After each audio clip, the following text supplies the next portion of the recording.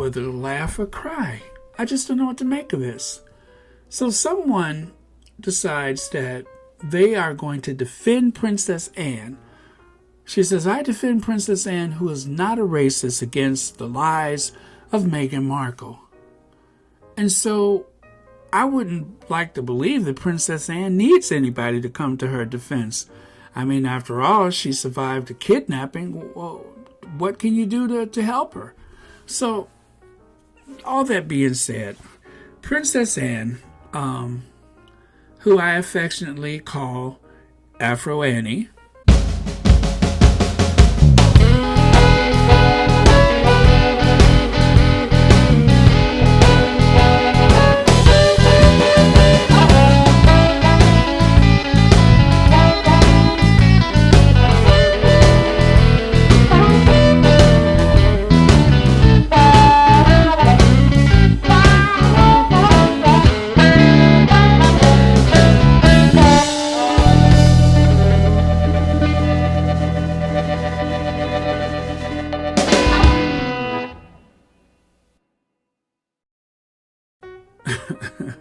Princess Anne was said to have been the royal who asked about the baby's skin tone and how will that look.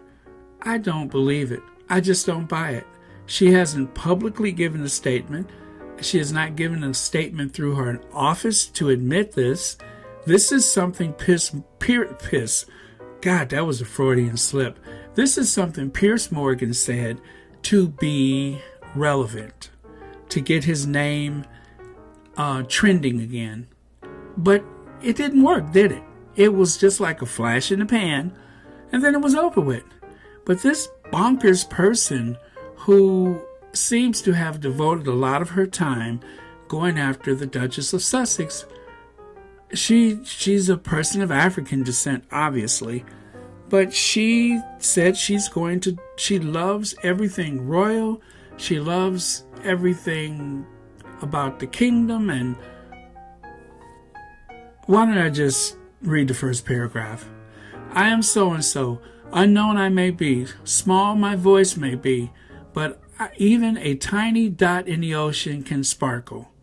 I am a defender of my realm, and I defend all things royal because I love all things royal. I cannot sit here and allow one woman to destroy my country's reputation. I cannot sit here and allow one woman, destroy one of the greatest kingdoms on earth, Great Britain. No one, black, white, or Asian, can tell me that this is not my country. My country is United Kingdom. She is one of the most diverse kingdoms in the world. So when she becomes vulnerable and come under attack, I will defend her.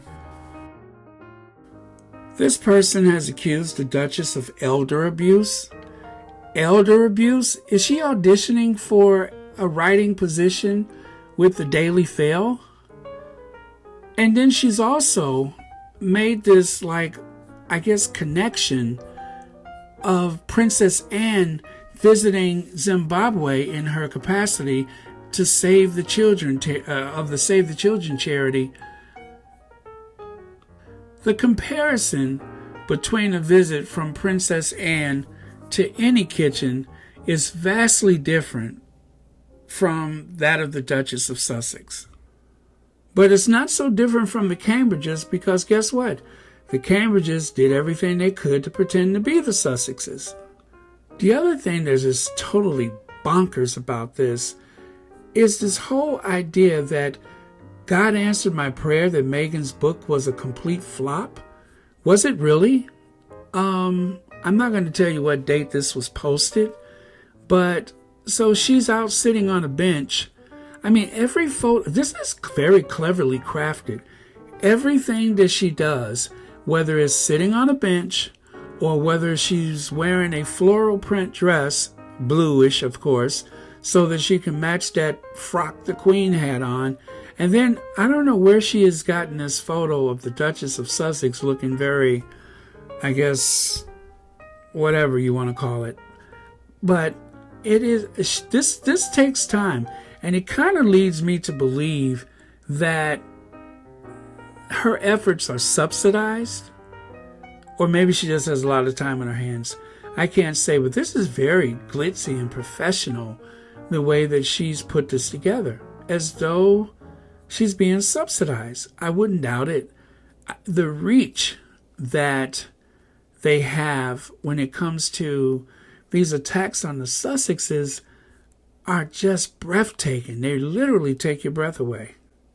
Now, one thing I gotta say, this is why I feel this spiritual connection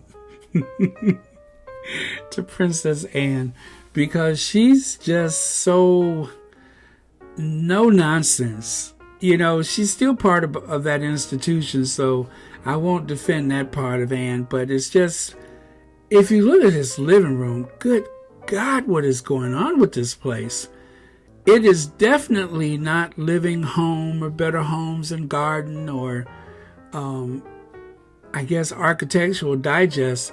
This is, it looks like an antique shop.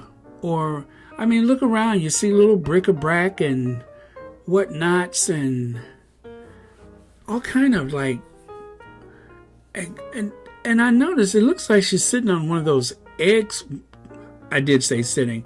It looks like she's sitting on one of those egg crate pillows, but she's got something for her bum.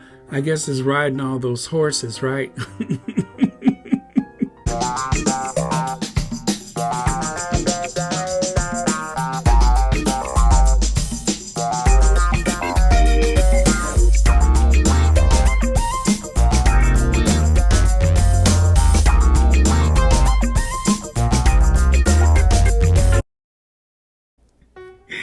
And then the guy sitting next to her, I don't know if that's her husband or if that's the groundskeeper. I'm guessing it's the husband. And then, okay, so there's like a little, you know, something about those royals. They seem to only relate to dogs and ponies. There's equestrian, you know, memorabilia and all that comes from, I guess, her daughter, Sarah Tongue Ring Tyndall. And I guess the china cabinet, the hutch, whatever that is, behind them there, that kind of looks like, you know, that's kind of got like an antique roadshow feel to it. But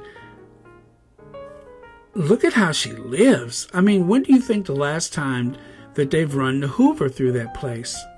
I'm trying to use as many English terms as possible. We say vacuum, of course. But when was the last time that place has been hoovered? And then look at the television cabinet. You can see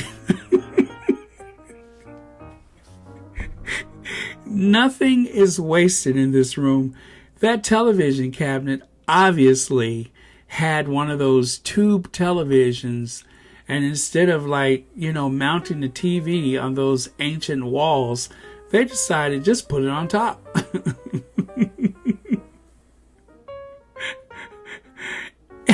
And there's no getting rid of the VCR. Hey, you see that?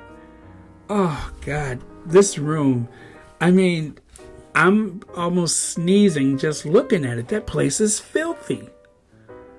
I'm surprised she let anyone in there. But then again, I'm surprised anybody wanted to go in there. And, of course, she's, you know, her afro is a bit relaxed. I guess it's Saturday.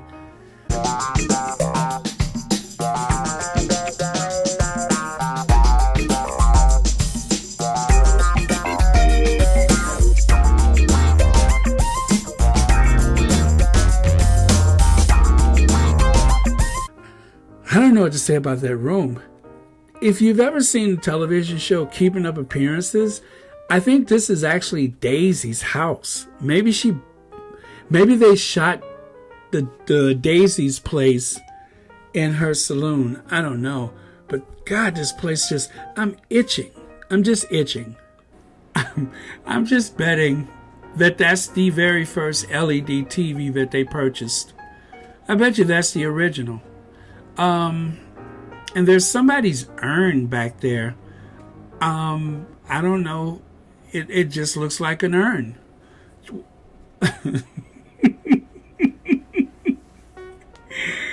Oh boy. This is, I mean, she may not be a sovereign, but she is a thrifty thrifty queen. She's a thrift queen. I should have known.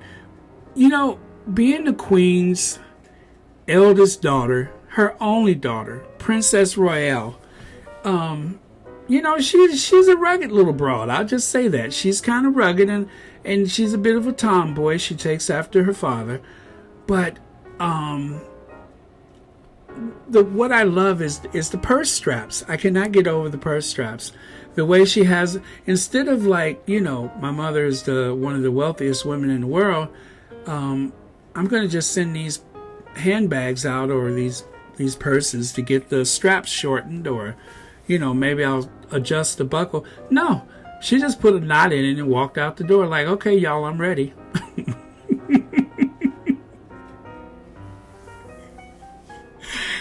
And that's my Aunt Afro Annie for you. She just don't care. She just don't give a frappuccino. Oh,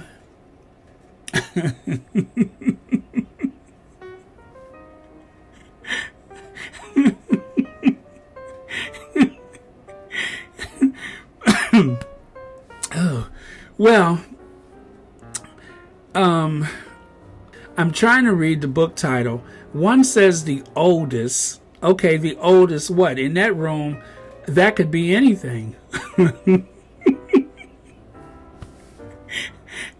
And the black lacquer box with the rose painted on it, circa 1980s. Hello, this is the 1980s calling. We'd like that black lacquer box back. I wonder if she has dueling pistols in there. I mean, did that come with the house? And then the other book says, The English Dog at Home. Or is it, yeah, the English Dog at Home.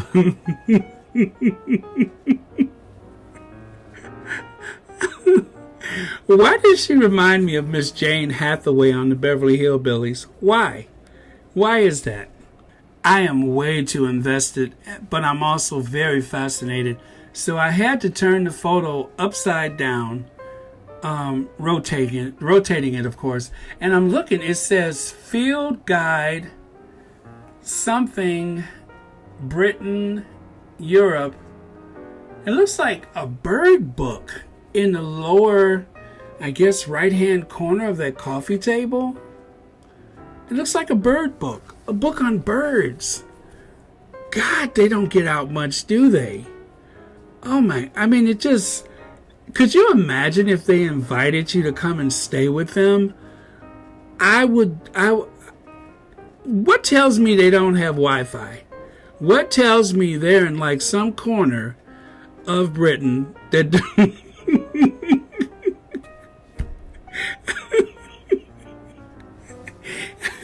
that doesn't have Wi-Fi?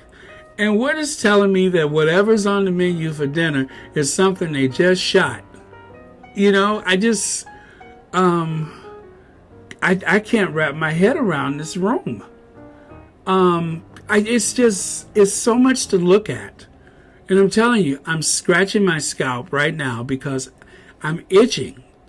And I'm just sure that there's like years of dust in those, in everything. What am I saying? I was going to say the furniture, but everything.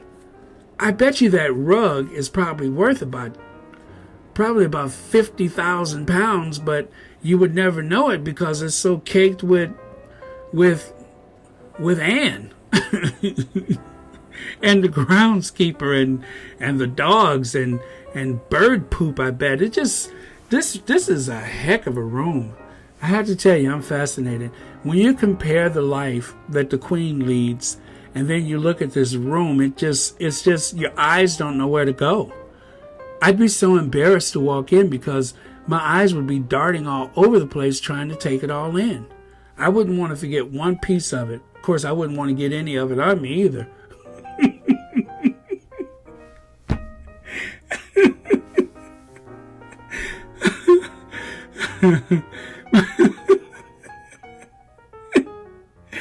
But Okay, I gotta wrap this up. Um, one last thing. Is that like a is that paper mache? Is that a rock? Is that like some kind of like, those are rocks on the table. Those are actually rocks. I swear those are rocks. I mean, they brought it. What? How loopy can you be? Why would you bring boulders in the house? Maybe they're from someplace they've been, or something. I don't know.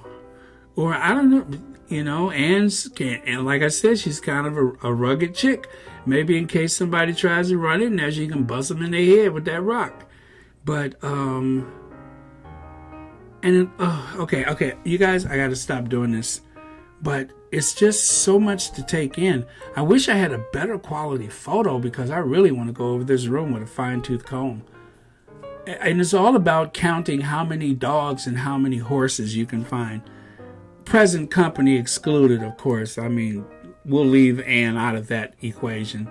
That would be just rude. And you know I'm not like that. I'm just lying. Yes, I am. But okay, so that's it. I'm done. But God, that room. All right, you guys, thank you so much. You guys have been asking for Afro Annie. And this is it. I hope this will hold you for a little while because as much as I enjoy doing it, sometimes it just doesn't lend to what I'm working on at the time. But yeah, you guys are incredible, and thank you for watching the channel. Thank you to all of my Patreon and my Cash Apps, and thank you for my PayPals. I don't say that enough, of course, but thank you so much. Without you guys, I would not be able to do this. And, it's not just the deed itself, but it's uplifting. It really is, because it's like the best validation of what I'm doing. So it's very spontaneous, and it comes from the heart, and I appreciate it. I don't think I forgot anything else, but I kind of got in trouble with someone for saying the name, so I don't want to do that because it kind of gives you that feeling in the pit of your stomach. Like, don't use my name, just use my initials. Okay. But yeah, I don't want to do that again. But trust me, I know who you are, and I thank you. So thank you.